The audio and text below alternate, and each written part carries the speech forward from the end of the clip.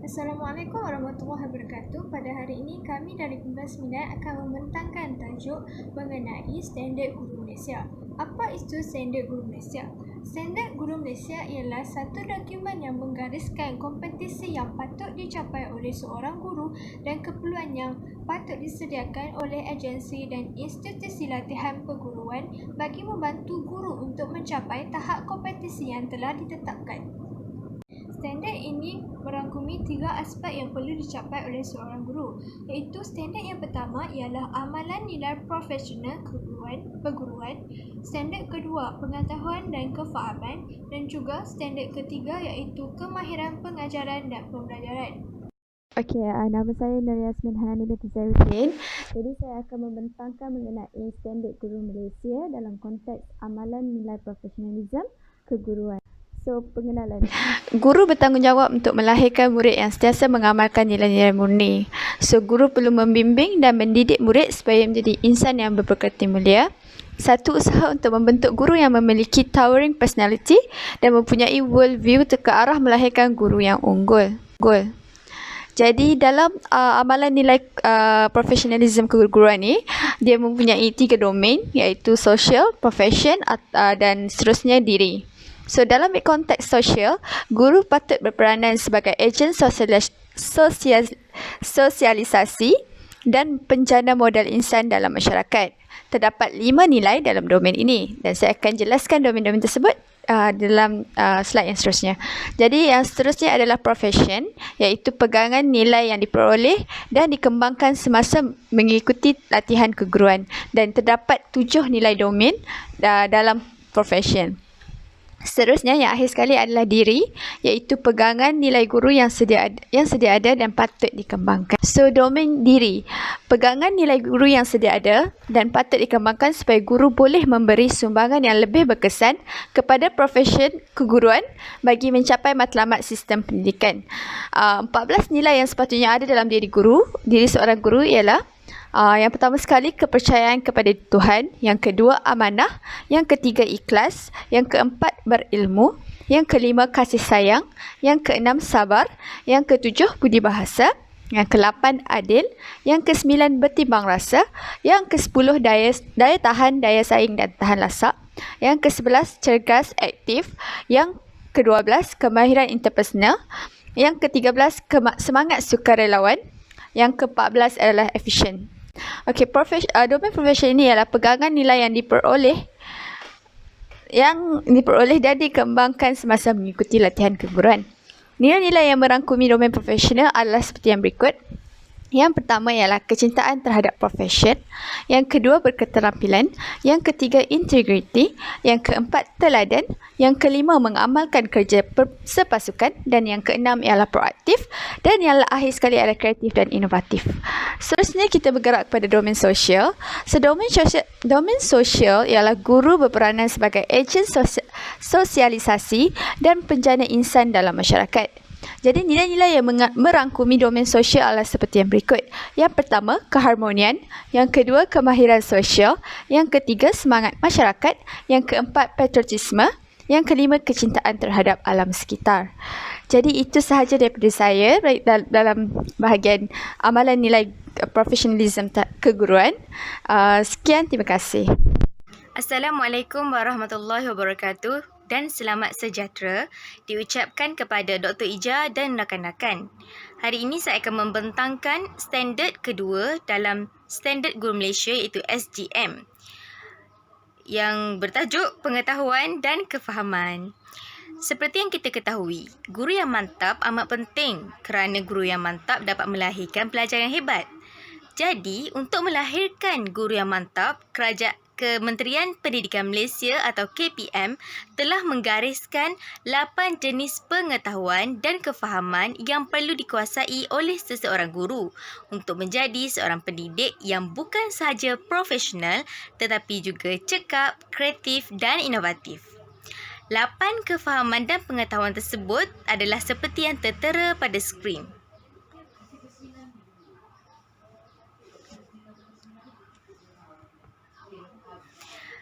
Pengetahuan dan kefahaman yang pertama ialah falsafah, matlamat dan objektif pendidikan. guru berperanan untuk memahami apa itu falsafah dan mengaplikasikan falsafah tersebut ke dalam aktiviti-aktiviti yang dirancangkan sepanjang PDP berlangsung. Falsafah ini amat penting untuk difahami oleh seseorang guru kerana falsafah pendidikan yang dirangka oleh Kementerian Pendidikan Malaysia telah menekankan perkembangan murid dari pelbagai segi, antaranya jasmani, emosi, rohani dan intelek. Jadi untuk melahirkan pelajar yang seimbang, guru perlulah menyahut cabaran ini dengan merancang aktiviti-aktiviti yang menekankan keempat-empat unsur ini seperti yang ditekankan dalam falsafah pendidikan kebangsaan. Kedua, falsafah matlamat objektif kurikulum sekolah, hasil pembelajaran dan keperluan pengajaran dan pembelajaran bagi mata pelajaran yang diajarkan. Guru berperanan mengetahui, memahami dan menghayati falsafah matlamat dan objektif kurikulum dan kokurikulum. Guru juga berperanan untuk mengetahui falsafah kurikulum bersepadu sekolah rendah, KBSR dan juga kurikulum bersepadu sekolah menengah KBSM dalam pengajaran dan pembelajaran. Selain itu, untuk mencapai tuntutan yang digariskan oleh Kementerian Pendidikan Malaysia ini, guru juga perlu mengetahui pelbagai jenis strategi pengajaran dan pembelajaran. Contohnya, pembelajaran masteri, pembelajaran kooperatif dan pembelajaran konstruktivisme. Selain itu, guru turut berperanan untuk menguasai kemahiran generik. Contohnya, kemahiran belajar, kemahiran berfikir dan kemahiran teknologi maklumat dan komunikasi. Pengetahuan dan kefahaman ini amat penting bagi mewujudkan pengajaran dan pembelajaran yang berkesan. Dengan mengaplikasikan pelbagai teknik-teknik kemahiran generik, misalnya, guru dapat mewujudkan suasana pembelajaran yang menyeronokkan dan efektif bagi semua jenis pelajar, sama ada pelajar lemah ataupun pelajar yang cemerlang. Ketiga, pengetahuan dan kefahaman ketiga yang perlu dikuasai oleh seorang guru ialah kandungan mata pelajaran yang diajarkan. Seorang guru perlulah benar-benar mengetahui kandungan mata pelajaran yang ingin diajar. Kerana jika guru tidak faham apa yang diajar, murid-murid juga tidak akan faham apa yang ingin disampaikan oleh guru tersebut. Jadi, guru amat penting untuk mengetahui dengan lebih mendalam tentang mata pelajaran yang akan diajar. Terutama dalam berdepani dunia yang moden pada masa kini, kerana umum kita ketahui murid-murid pada zaman kini amat cemerlang dan kadang-kadang mereka lebih ke hadapan berbanding dengan guru tersebut. Jadi guru perlulah membuat persiapan dan sentiasa up to date dengan informasi-informasi terkini supaya tidak ketinggalan dan juga dapat menjawab pelbagai soalan daripada murid-murid.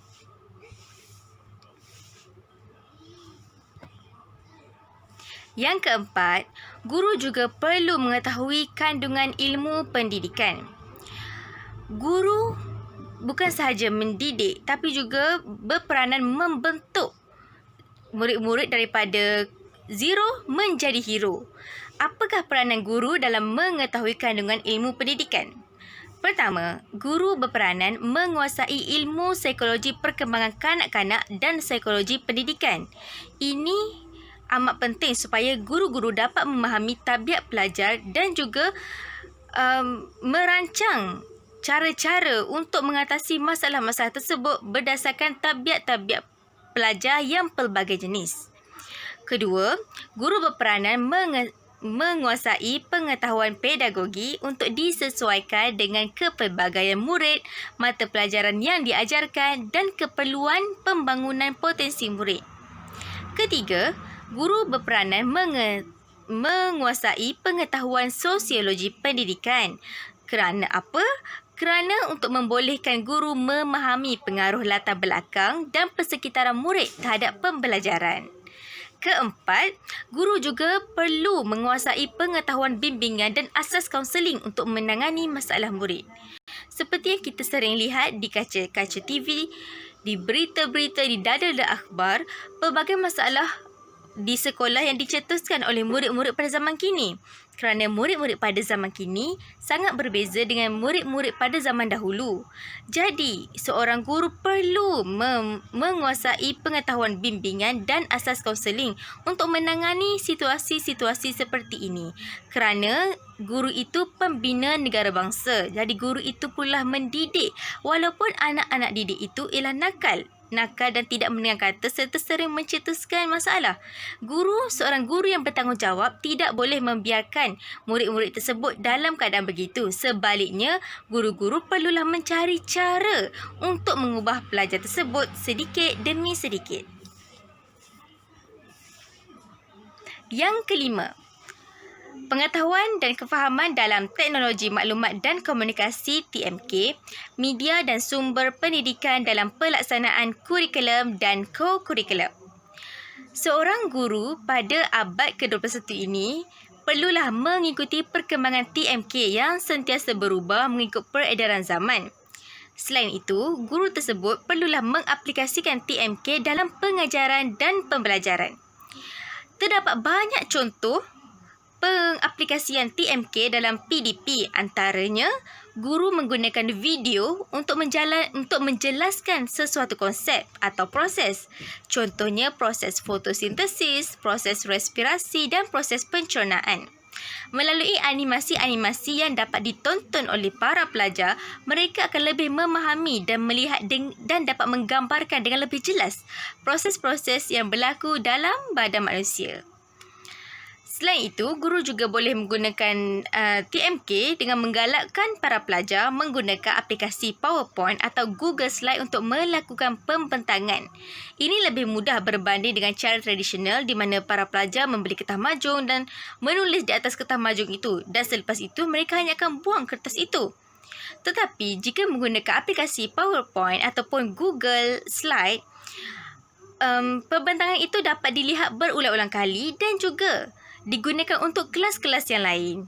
Ini bukan sahaja dapat menjimatkan wang, malah juga dapat menjimatkan tenaga kerana tidak perlu melakukan pembentangan yang sama berulang kali. Keenam, guru perlu mempunyai pengetahuan dan kefahaman dalam strategi untuk membina persekitaran pembelajaran yang kondusif. Seorang guru sangat bertanggungjawab dalam mewujudkan suasana pembelajaran yang selamat, bilik darjah yang bersih, ceria, mewujudkan strategi penyusunan murid dan perabot sesuai dengan kehendak PAK21 dan juga mewujudkan suasana pembelajaran yang menggalakkan kreativiti, daya usaha dan pemikiran terbuka dalam kalangan anak-anak murid. Kelas yang kondusif amat penting kerana ia dapat memudahkan pergerakan antara pelajar dan guru. Seperti yang kita ketahui, dalam PAK21, guru adalah sebagai pemudah cara dan muridlah sebenarnya yang berperanan dalam PDP itu sendiri. Jadi, kelas yang kondusif amat penting untuk merealisasikan hasrat murni ini supaya pembelajaran dapat dijalankan dengan lancar. Selain itu, kelas yang kondusif juga dapat memberikan keselesaan kepada guru dan pelajar sekaligus meningkatkan fokus pelajar terhadap pembelajaran yang dijalankan. Ketujuh, guru perlu melengkapkan diri dengan pengetahuan dan kefahaman dalam kaedah pentaksiran, penilaian dan penyelidikan untuk penambahbaikan amalan pengajaran dan pembelajaran. Seorang guru perlulah mengenal pasti kelemahan dalam pengajaran dan pembelajaran dan mencari cara untuk mengatasinya. Guru juga perlulah bersikap kreatif dan inovatif dalam mencari idea-idea untuk meningkatkan mutu PDP. Jadi, masalah yang kita alami kini yang dialami oleh serata dunia ialah penangguhan kelas akibat COVID-19. Bagi mengatasi masalah ini di mana masalah pelajar tidak dapat belajar kerana sekolah-sekolah ditutup, solusinya guru-guru memanfaatkan teknologi-teknologi yang ada di sekeliling mereka. Contohnya, guru menggunakan Webex, aplikasi Webex untuk menjalankan kelas maya. Guru menggunakan aplikasi e-learning untuk memuat naik video pengajaran dan juga menjalankan kuis dan peperiksaan kepada para pelajar. Guru menggunakan WhatsApp untuk mengadakan perbincangan sesama pelajar. Guru menggunakan Telegram untuk berkongsi nota dan latihan. Guru menggunakan YouTube untuk memuat naik video persembahan pelajar yang mana dikongsi dengan pelajar-pelajar lain untuk menambahkan ilmu pengetahuan. Dan guru menggunakan Facebook untuk membuat live semasa ingin menerangkan topik-topik yang terdapat dalam silibus. Yang terakhir, yang ke-8, guru perlu mempunyai pengetahuan dan kefahaman dalam mengenal pasti potensi murid dan cara mengembangkannya secara menyeluruh. Guru berperanan menyediakan peluang untuk mengenal pasti potensi dan bakat pelajar tanpa mengira perbezaan agama, kaum dan latar belakang. Guru juga berperanan merancana dan melaksanakan pelbagai aktiviti pendidikan yang dapat mencungkil bakat pelajar dalam pelbagai bidang. Contohnya, bidang sukan, bidang penulisan, bidang pidato, bahas syarahan, bidang tilawah Al-Quran, bidang aktiviti kebudayaan seperti nyanyian, tarian dan lakonan. Umum kita ketahui, pelajar adalah sesetengah pelajar tidak suka menonjolkan diri kerana dibayangi oleh sifat malu. Jadi, gurulah yang berperanan untuk meningkatkan keyakinan diri pelajar dan mencukil bakat-bakat yang terpendam kerana kadang-kadang pelajar tersebut tidak sedar akan bakat yang dimiliki. Jadi, seorang guru dapat menilai ataupun melihat bakat-bakat tersebut dengan mengadakan aktiviti-aktiviti yang dapat mencungkil bakat mereka. Melalui aktiviti-aktiviti itu, guru dapat menilai manakah pelajar yang memiliki bakat-bakat terpendam. Dan setelah itu, guru turut berperanan melakukan tindakan susulan untuk mengembangkan potensi pelajar. Sebagai contoh, guru mengadakan aktiviti berbahas di dalam kelas. Dan setiap pelajar diwajibkan menyertainya. Melalui aktiviti itu, guru dapat mengesan ataupun mengenal pasti siapakah pelajarnya yang berbakat dalam melontarkan hujah-hujah ataupun berbakat dalam berbahas. Melalui cara ini, guru dapat mendidik ataupun melatih pelajar-pelajar yang berbakat itu untuk mewakili sekolah ke peringkat yang lebih tinggi dalam pertandingan bahas. Ingat, guru adalah pembina negara bangsa. Jadi, guru berperanan penting dalam mencukil bakat pelajar sejak mereka kecil lagi.